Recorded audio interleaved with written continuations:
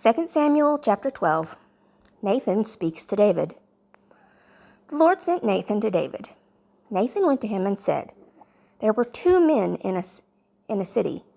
One man was rich, but the other man was poor.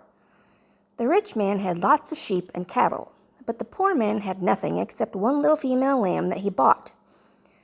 The poor man fed the lamb, and the lamb grew up with this poor man and his children. She ate from the poor man's food and drank from his cup. The lamb slept on the poor man's chest. The lamb was like a daughter to the poor man. Then a traveler stopped to visit the rich man. The rich man wanted to give food to the traveler, but he did not want to take any of his own sheep or cattle to feed the traveler. No, the rich man took the lamb from the poor man and cooked it for his visitor. David became very angry with the rich man. He said to Nathan, As the Lord lives, the man who did this should die. He must pay 4 times the price of the lamb because he did this terrible thing and because he had no mercy. Nathan tells David about his sin. Then Nathan said to David, You are that rich man. This is what the Lord, the God of Israel, says.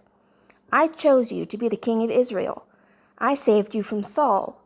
I let you take his family and his wives, and I made you king of Israel and Judah. As if that had not been enough, I would have given you more and more. So why did you ignore my command? Why did you do what I say is wrong? You let the Ammonites kill Uriah the Hittite, and you took his wife. It is as if you yourself killed Uriah in war. So your family will never have peace. When you took Uriah's wife, you showed that you did not respect me. This is what the Lord says. I am bringing trouble against you. This trouble will come from your own family. I will take your wives from you and give them to someone who is very close to you. He will have sexual relations with your wives, and everyone will know it. You had sexual relations with Bathsheba in secret, but I will punish you so that all the people of Israel can see it. Then David said to Nathan, I have sinned against the Lord. Nathan said to David, The Lord will forgive you, even for this sin. You will not die, but you did things that made the Lord's enemies lose their respect for him. So your new baby son will die. David and Bathsheba's baby dies. Then Nathan went home, and the Lord caused the baby boy, who was born to David and Uriah's wife, to become very sick. David prayed to God for the baby. David refused to eat or drink. He went into his house and stayed there and lay on the ground all night.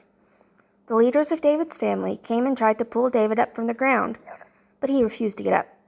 He refused to eat with these leaders. On the 7th day, the baby died. David's servants were afraid to tell him that the baby was dead. They said, Look, we tried to talk to David while the baby was alive, but he refused to listen to us. If we tell David that the baby is dead, he might do something bad to himself. David saw his servants whispering and understood that the baby was dead. So David asked his servants, Is the baby dead? The servants answered, Yes, he is dead. Then David got up from the floor. He washed himself. He changed his clothes and got dressed. Then he went into the Lord's house to worship. After that he went home and asked for something to eat. His servants gave him some food, and he ate. David's servants asked him, Why are you doing this? When the baby was alive, you cried and refused to eat. But when the baby died, you got up and ate food.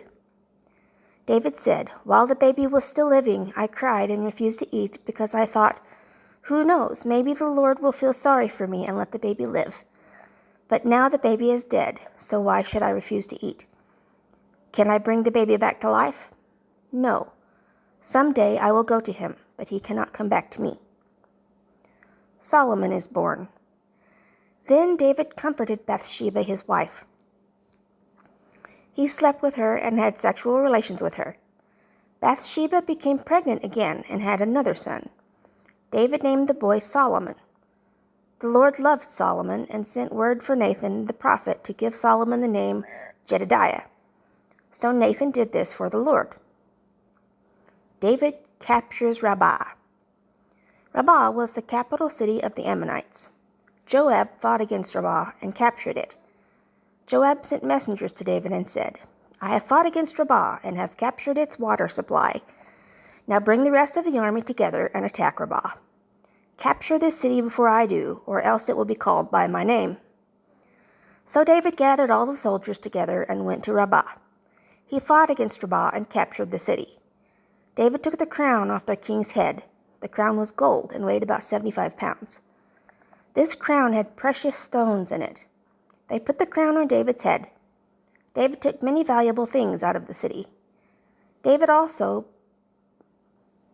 brought out the people of the city of Rabbah and made them work with saws, iron picks, and axes. He also forced them to build things with bricks. He did the same thing to all the Ammonite cities.